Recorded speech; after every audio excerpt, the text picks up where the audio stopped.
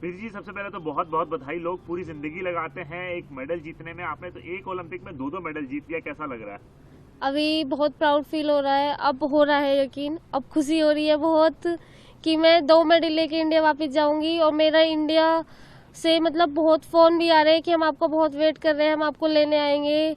और गांव में भी हमारे, इनफैक्ट रात तो मेरी रेस मेरे घर के सामने टीवी लगा के रोड पे पूरी जो हमारे आस पड़ोस थे और गांव के लोग थे वो सब देख रहे थे। मैं उसको देख के मेरे को रात ही इमोशनल हो गई मैं कि यार इतना इतना मेरे को वो कर रहे हैं, ब्लेसिंग्स दे रहे हैं कि ये मेडल जीत के आए और हम इसका सम्मान करें।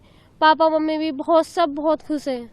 मैं आपसे ये पूछना चाहूंगा कि लोग पूरी जिंदगी लगा देते हैं और नहीं ला पाते, जैसे मैंने बोला आप जी पहली भारत की पैरा एथलीट हैं जी जिन्होंने एक ओलंपिक में 2 मेडल जीता।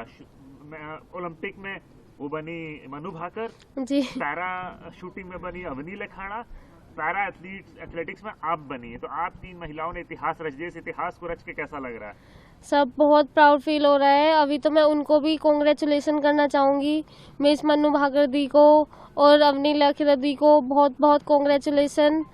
आप मतलब सबकी ब्लेसिंग्स रहती हैं, जब मेहनत और ब्लेसिंग जब साथ रहती है तब सब कुछ मुमकिन हो जाता है। और अपनी प्रैक्टिस तो मतलब हम जी तोड़ के करते हैं, इसी दिन के लिए हम प्रैक्टिस करते हैं और हम सोचते हैं कि चलो आज ये दिन आ गया। हमें घबराहट तो होती है लेकिन हम इतने साल से जो हम प्रैक्टिस करते हैं फिर हमें ये सोचना पड़ता है कि यार हम क्यों डर रहे हैं इतना, हमने इसी दिन के लिए तो इतनी मेहनत की थी। अगर हम आज ही डर गए तो सब कुछ खत्म हो जाएगा।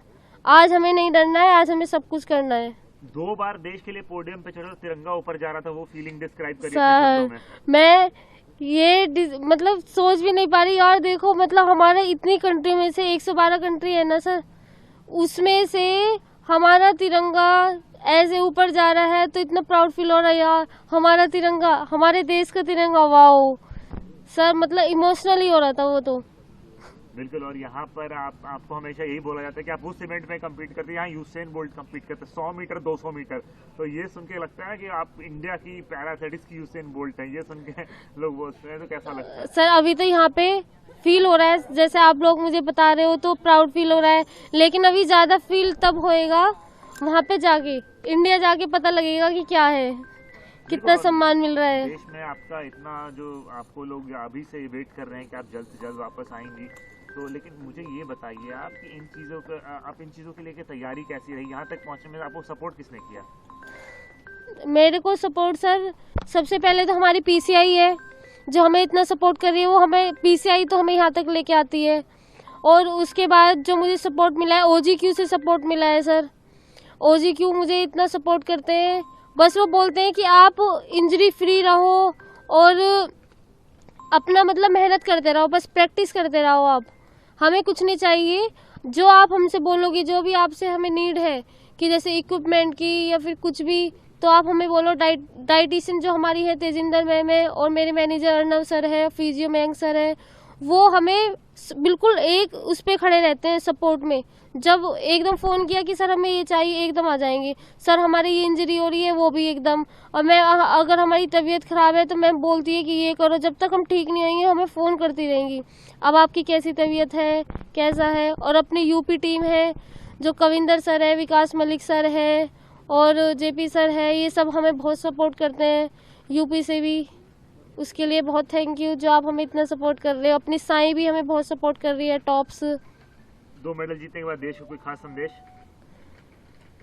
सर अब तो कॉन्फिडेंट इतना बढ़ गया है कि एक और रेस हो जाएगी तो शायद उसमें ही मेडल आ जाएगा। अब तो ये है कि क्योंकि सर जब हम नेगेटिव सोचते हैं ना कि हमसे नहीं हो पाएगा तो वो होता ही नहीं है।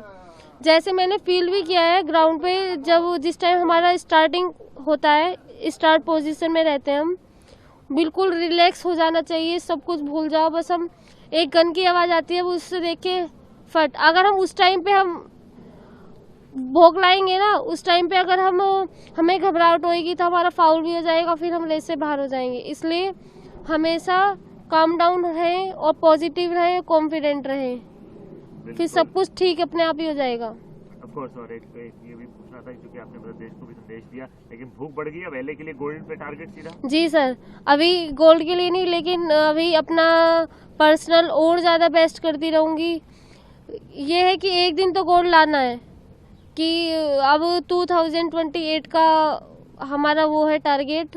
इससे पहले एशियन गेम वर्ल्ड चैम्पियनशिप भी है, उसमें भी हम और अच्छा करेंगे, लेकिन मैं कोशिश करूँगी अपनी और हमारे कोच भी मिलकर, पूरी टीम मिलकर, कि गोल्ड मेडल आए अगली बार।